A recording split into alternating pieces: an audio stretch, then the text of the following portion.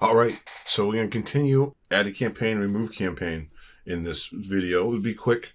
It's not much different than removing and adding the tag actions as well. So let's say we're going to go after, let's say 9 o'clock tonight, main event, and we want to do the attendees. And we'll go to high level because that's what we're working with right now.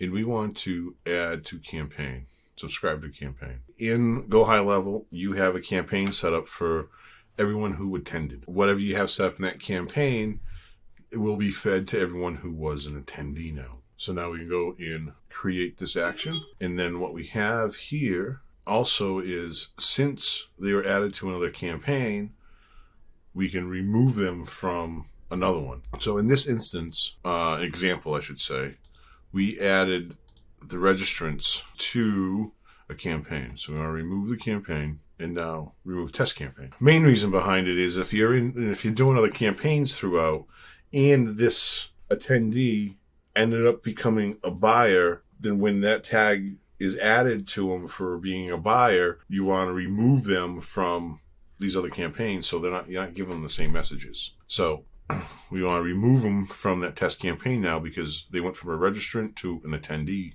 in this process. And then click create, and there we are here.